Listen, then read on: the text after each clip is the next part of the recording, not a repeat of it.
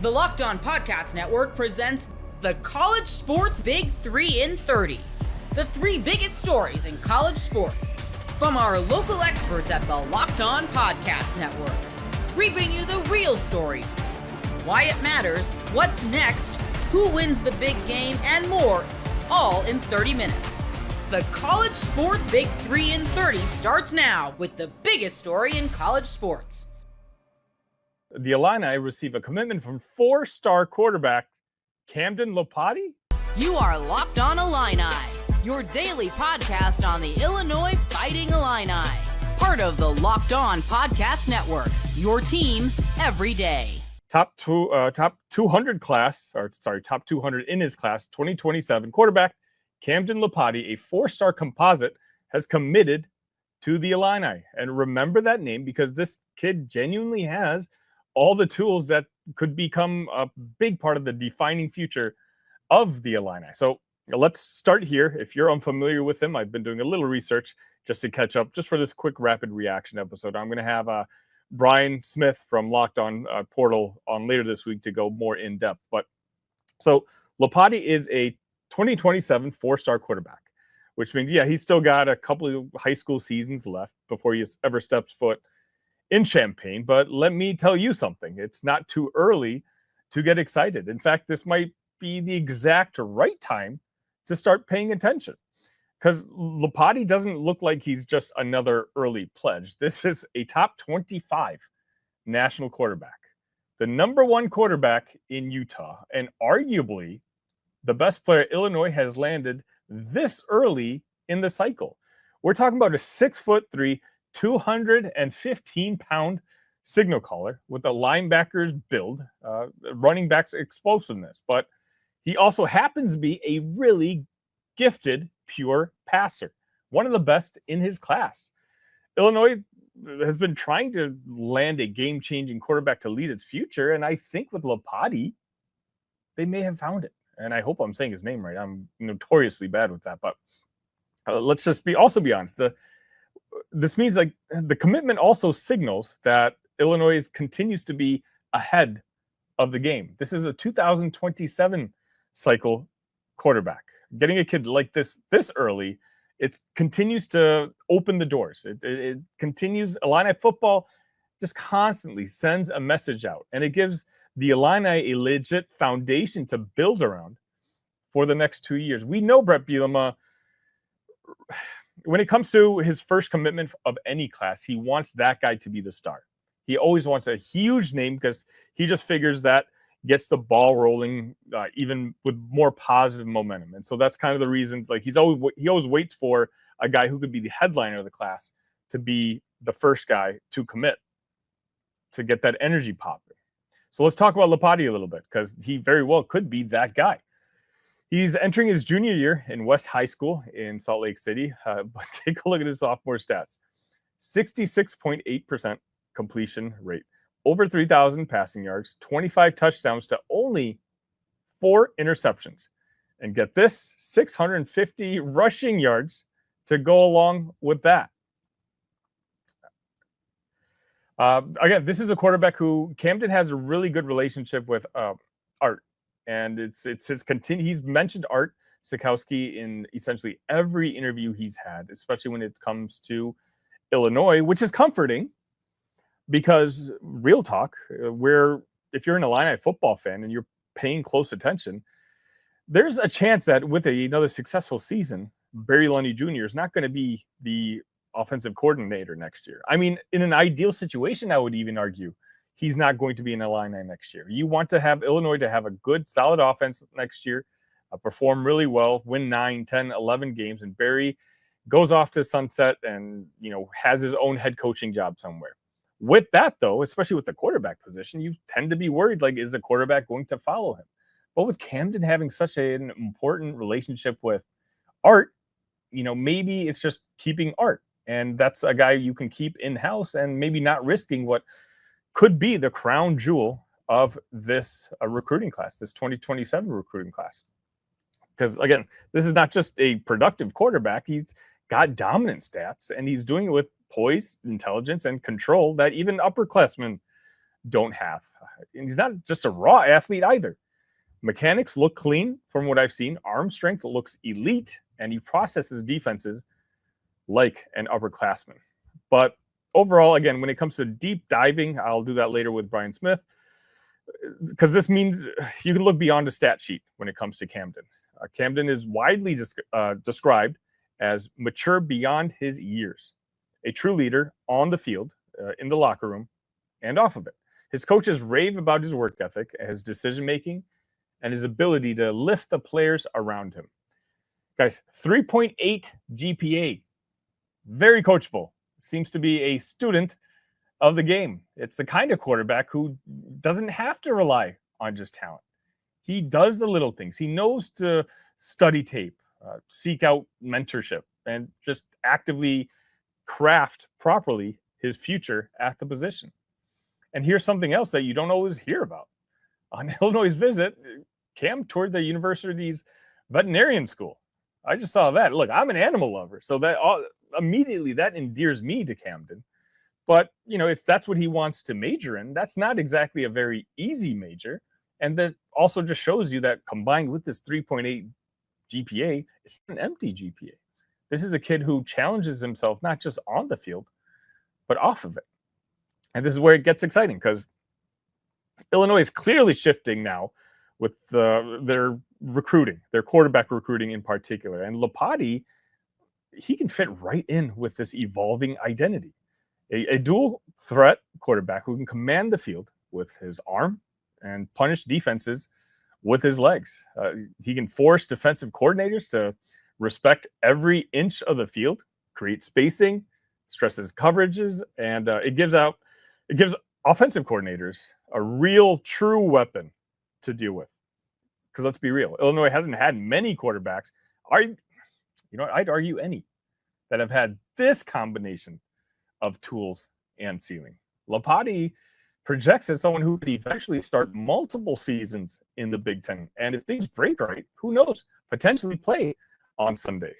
Let me remind you again, this isn't just a good player. This is someone who could become one of the most important quarterbacks in Illini history. So let's zoom out real quick before I get to your guys' comments. Landing a cornerstone quarterback this early gives Illinois an enormous edge in shaping their 2027 recruiting class. Think about it. Camden now can become a recruiter himself. That's huge, helping attract top talent from across the country who want to play with a guy like him. That's actually how winning programs do it. When you have that anchor, that star quarterback, wide receivers want to catch the ball from him. Offensive linemen want to block for him. They got the quarterback locked in early.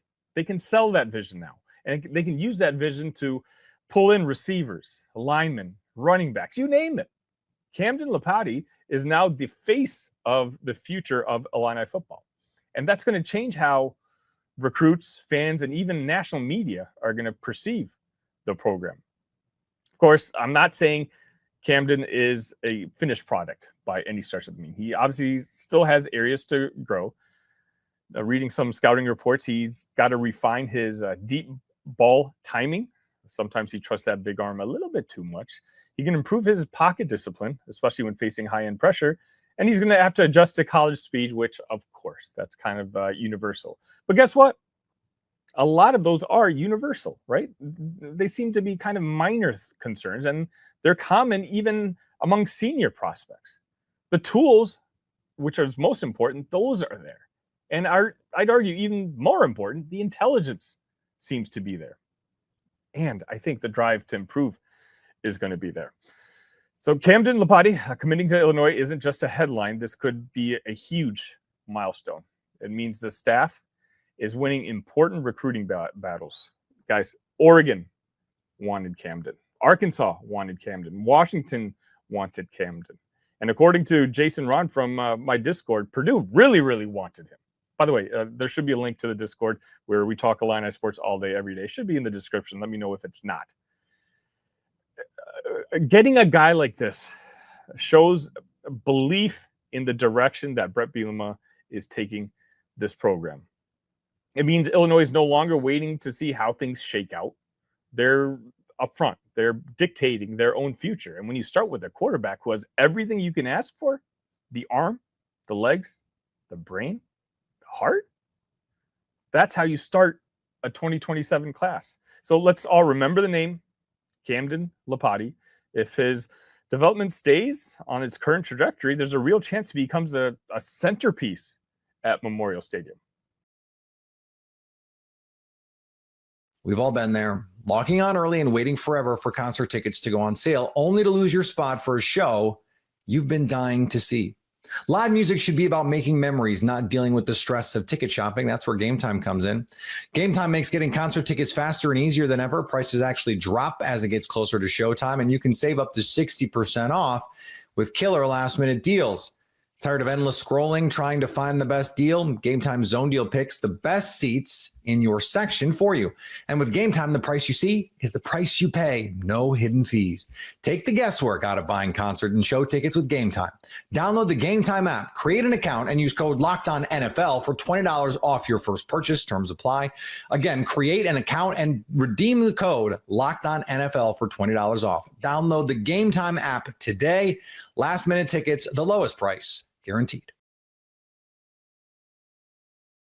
The 2026 class has officially started for Michigan State basketball. You are Locked On Spartans, your daily podcast on the Michigan State Spartans, part of the Locked On Podcast Network, your team every day. The 2026 class for Michigan State basketball getting started with a bang with 4-star Carlos Medlock Jr. committing to Michigan State to kick off our weekends. I mean, as if the weekend couldn't start any better for us here in Michigan.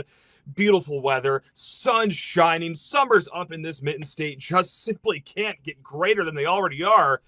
And then you get Carlos Medlock committing. And yeah, guys, hey, let's get the ball rolling on this 2026 class with the 5'11" point guard from Wayne, Michigan. Again, guys, 5'11", 165 pounds. Now, who else did Michigan State beat for his services here? Well, that school down the road, Michigan, they had an offer out for him. Also, down in Big Ten country, Iowa had an offer for him.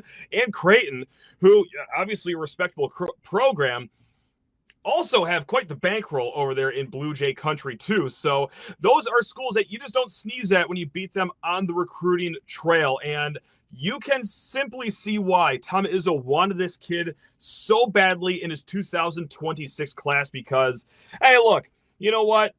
Every single player in high school has a flaw, right? Unless you're a Cooper Flagg, for example. But you know what this guy doesn't have as a flaw? He's not going to have scoring the basketball as a flaw. So, yes, he is a point guard. He is really solid at distributing the ball. We're going to learn about his rebounding numbers here in a hot second, too. But, guys, this is a 3-level scorer. He could do it at the rim. He could do it with the mid-range game. He's got a nice little crafty footwork that he uses for these little 10, 12-foot shots. And a solid shooter from three-point land, too. And even though he is listed at 5'11", there is a little bit of him that does play above the rim. There's a few clips out there on social media of him throwing down some dunks. Some of them may or may not be against guys that are committed to that school down the road. Who's to say? I don't know. I'm barely on social media. I can't keep up with you kids. But anyway, guys, this is going to be an offensive threat right off the rip here for Michigan State. And our good friend, Dave Klein, that's right, of Spartans Illustrated, he tweeted this out too, throwing out his AAU numbers. He tweeted out Medlock Jr. averaged 21.1 points per game, 2.9 assists per game, 4.1 rebounds per game, not too shabby for a point guard, on 47 36, 79 splits shooting the ball. So that's 47% from the field, 36 from three-point land, and then 79% from the free throw stripe. At Wayne Memorial High School last year, those splits were even a little higher. His three-point percentage was closer to 39%. The free throws was about 82. But nevertheless, let's just keep going on with what Dave Klein had to tweet out here. Also said that he shot the ball from three-point land 5.5 times per game on the Adidas circuit this summer. 3-level bucket getter who plays with a chip, and that's what I love about this kid too. I know it's so cliche.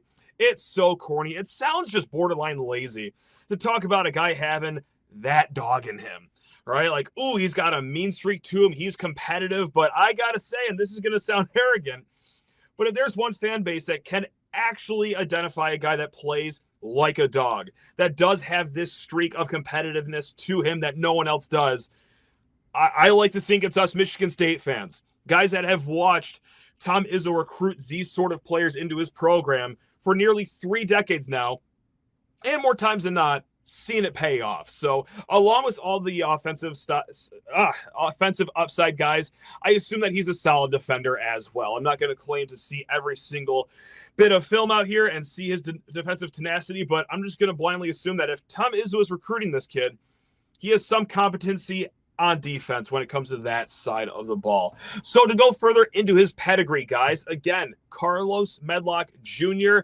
his dad, named Carlos Medlock, as you could probably figure out, he's no stranger to the game of basketball either. He was a star in high school in Detroit. He also played 4 years at Eastern Michigan and really balled out there enough to get him a 12-year European overseas basketball career once his time was done at Eastern Michigan. So back to the kid. He's a 4-star, okay, but right now he is number 118 in the 24/7 Sports Composite rankings, the number 10 overall point guard in the country. So that might seem like a low-ish ranking, even though he is a 4-star. We're going to get into this in a little more, and it's not just me talking about that, hey, he might get a rankings boost here. Someone that is a lot more important than I am will have something to say about that here when we read off another tweet.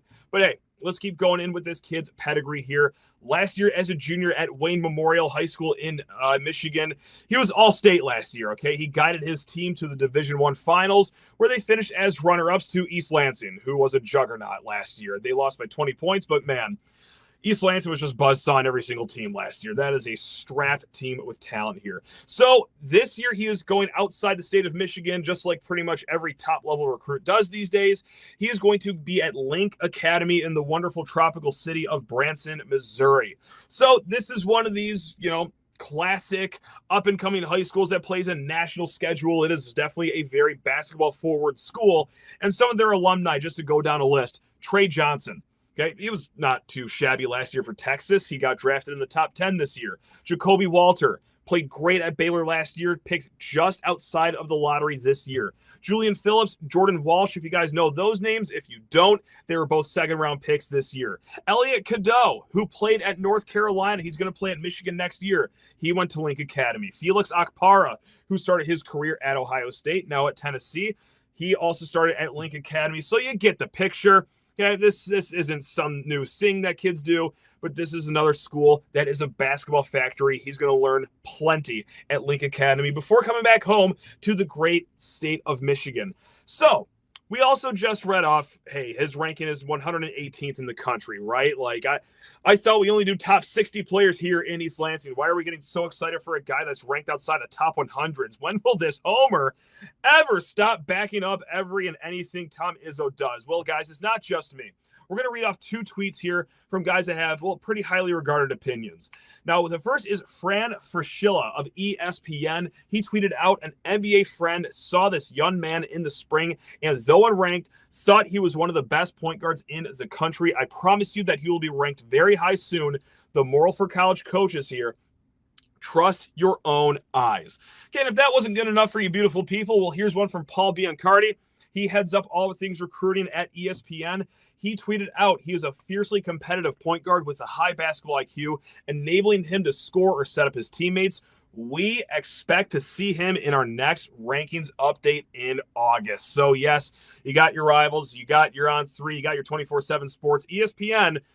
2 pretty important figures there saying that, yeah, he's going to be getting the rankings bump here in a little bit in August. So guys, if you don't feel sold about him, I don't know what else to tell you.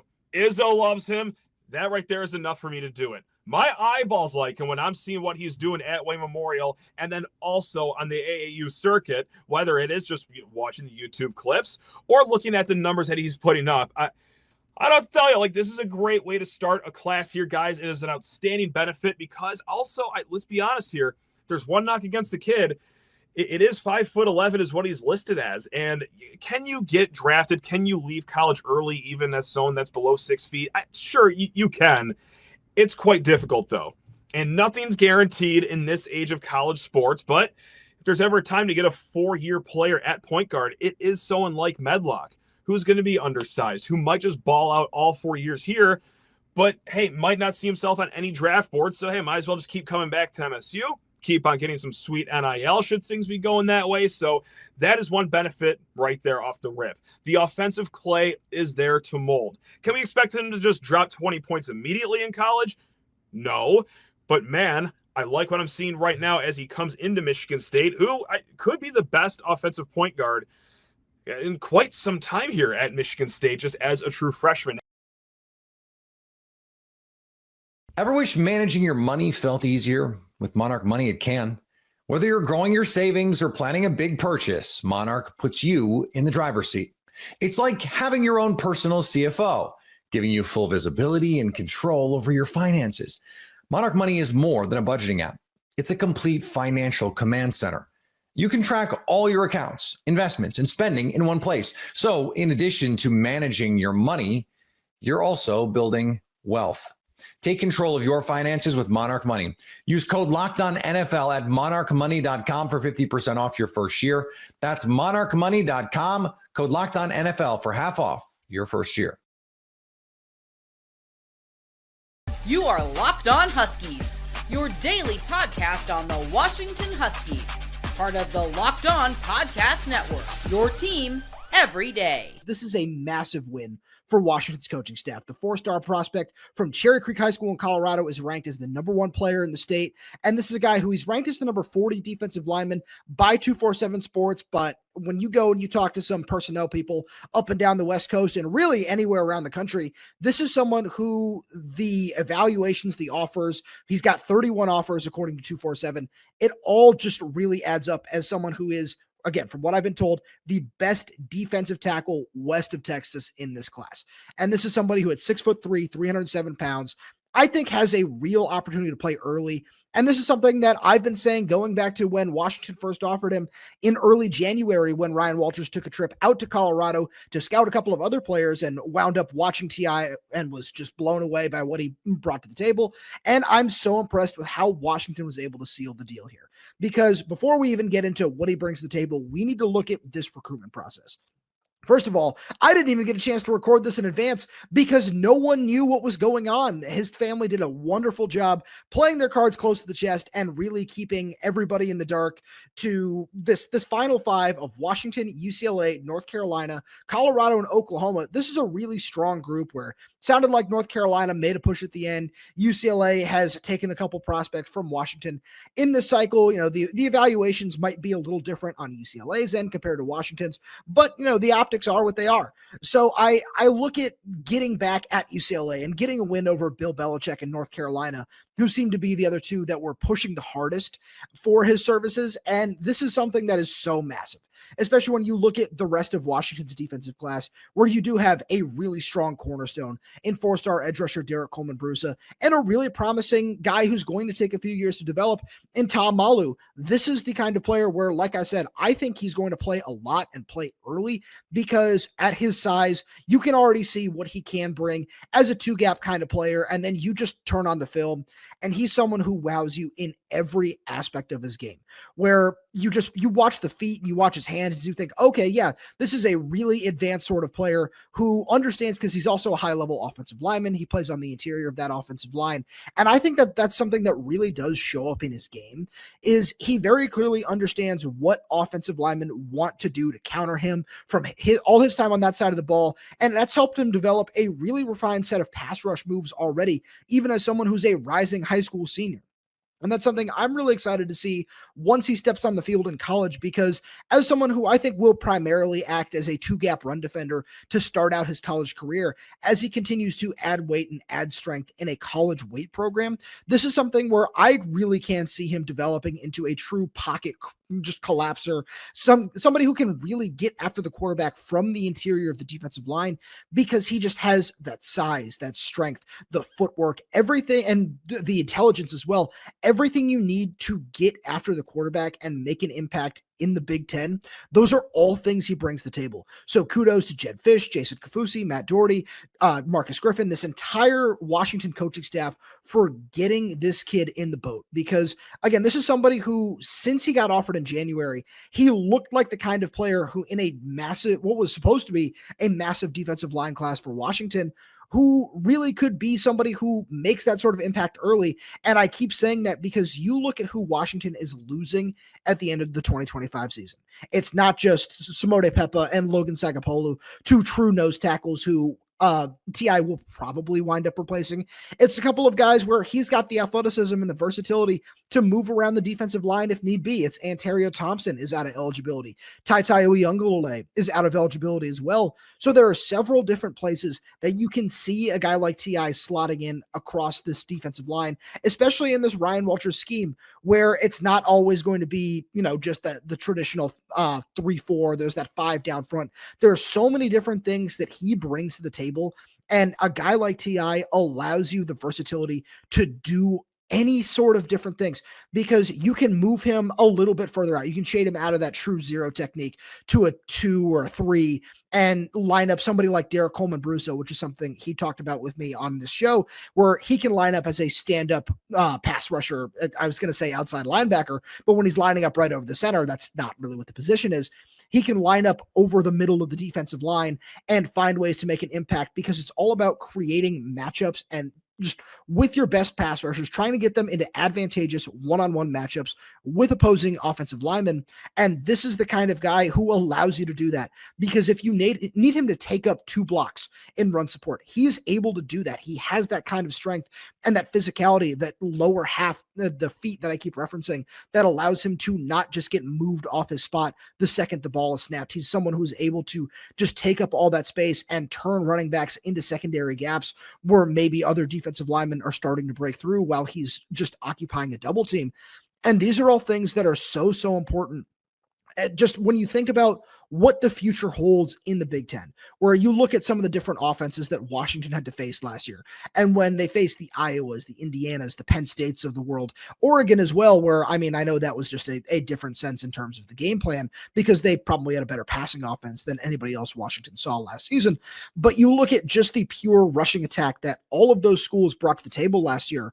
Washington wasn't able to get pressure. They weren't able to hold their ground and run support. And a lot of that was due to depth issues at the position as well. But having high-end prospects like Umukais, who already come in with such a high floor of, that you're getting someone who at the very least is going to be able to hold his ground and run support and do some of those different things that you'd ask for from a true nose tackle, a lot like what we're probably going to see from someone like Logan Sagapolu this season.